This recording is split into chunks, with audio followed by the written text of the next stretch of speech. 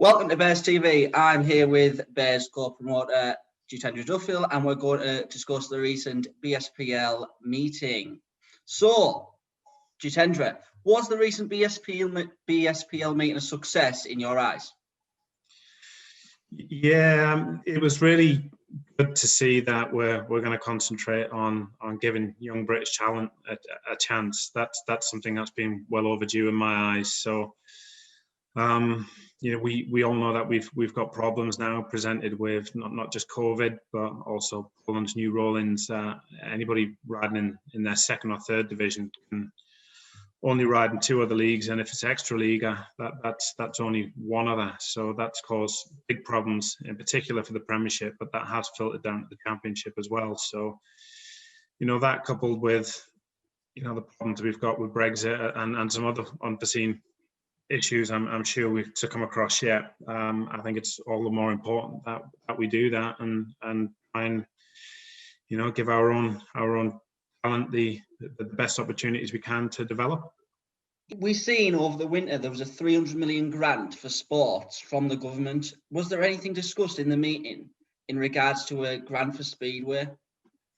Yeah, it's something that the directors are obviously aware of, and they have been fighting our corner for Speedway. Unfortunately, we haven't had the help that we other sports have, and that we would have hoped to have had as well. So that's unfortunate.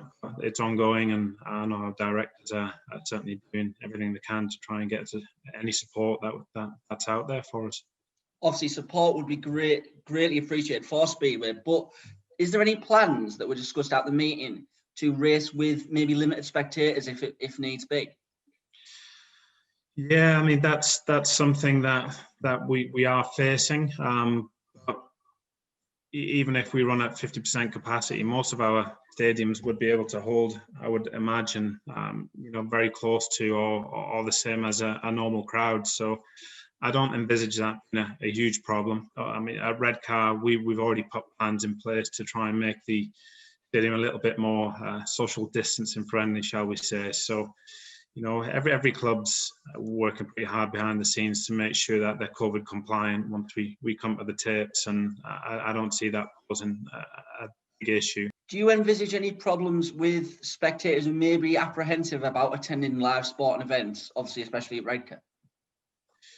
I'm sure there will be some, especially those who are most vulnerable. The rollout of the new vaccine, that is the light at the end of the tunnel for all of us, really. We can't guarantee what the results of that will be at this point in time, but we're all hopeful that that's going to give people the confidence they need to come back out and watch spectated sports events, hopefully in safety. That's our responsibility as well, to make sure that we make these events as safe as possible for them. On the subject of government, last question before we move on to the recent news. Are Speedway riders going to be classed as elite sportsmen and allowed to move between countries, do we know?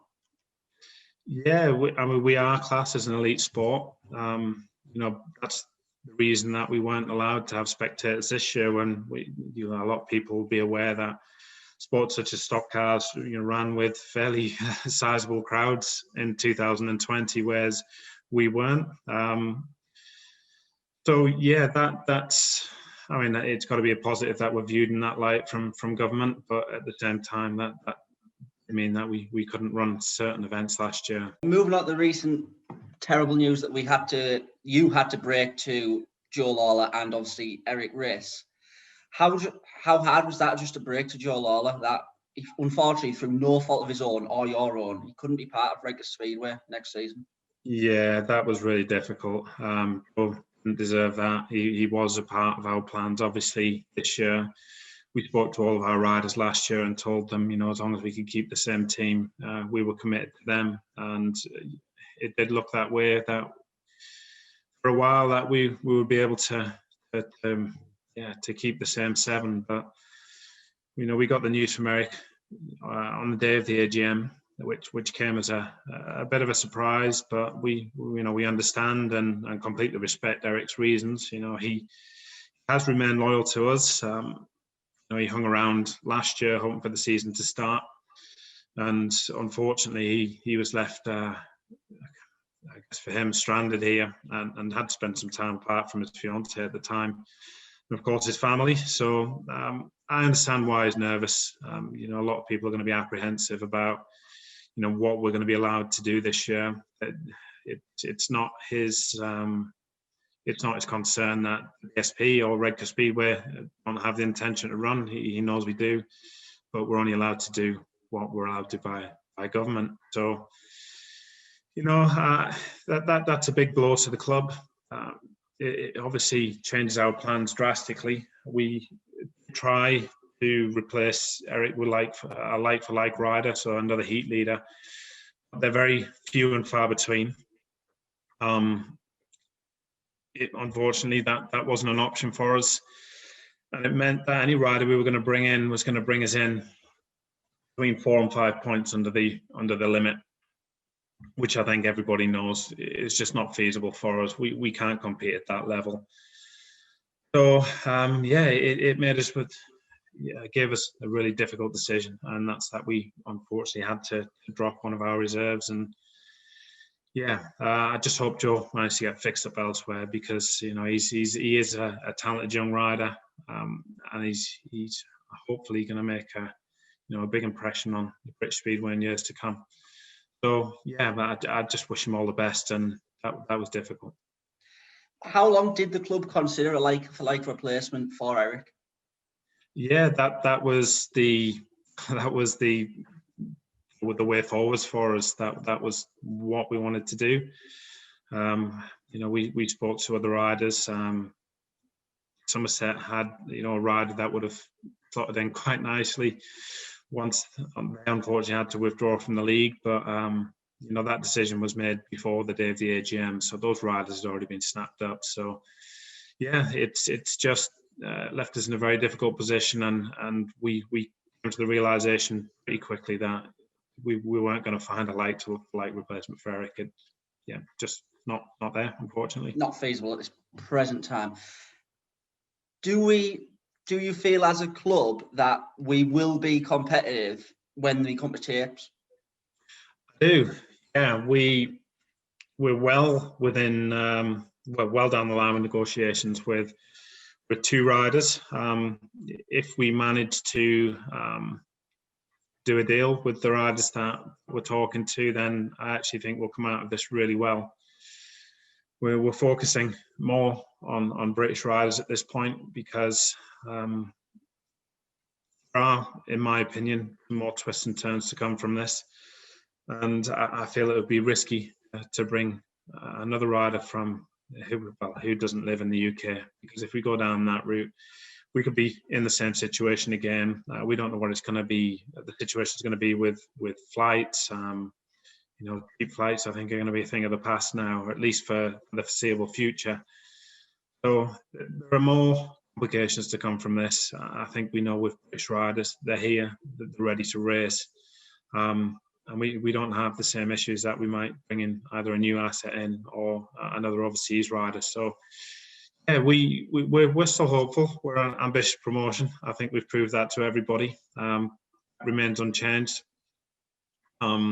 But we want to make sure that whoever we commit to now, we're going to be pretty sure we're going to come to the tapes once we're ready to go.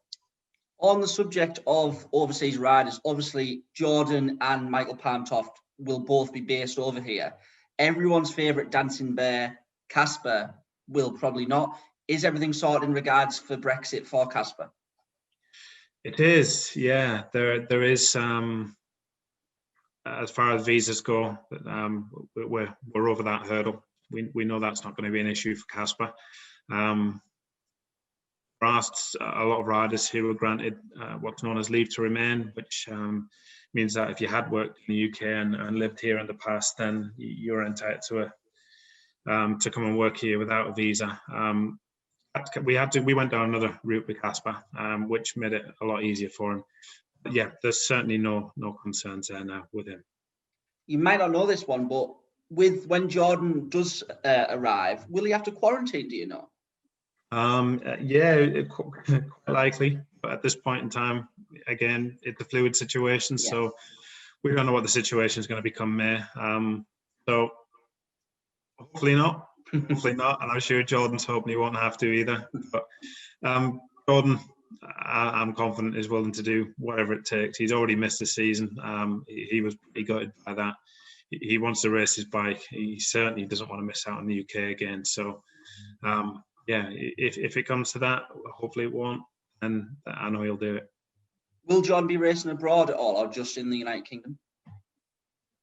Yeah, at the moment in time, I think it'll just be the UK. Again, I don't really know what the situation will be, come there. I know that he wants to maximise any opportunities that he gets. So if that's possible for him, I'm sure it's something that he'll want to consider. But at this moment in time, I know he's committed to the UK. Obviously, a lot of our riders, including the former British champion Charles Wright, have had a long time off the bike and probably never experienced this in his entire career. Do you think at the start of the season that will affect some riders compared with the riders who've had time on the bike? Possibly a little. By the time they all get back on the bike anyway, they're all going to have had a good 6 months off it anyway. So they certainly won't be going to the first meeting without any practice. So they've got a feel for the bike at that point anyway. No, like Charles, he's not really somebody who's phased by something like that. He's a brave lad, very self-confident. I don't see him really suffering with any issues from a year out. And most riders, let's face it, have been in the same situation that are going to be racing over here in the UK. So I don't think it's an issue. Okay, right. Thank you for your time, Jitendra. Hope you all enjoyed it, and we will all catch you next time on Bears TV.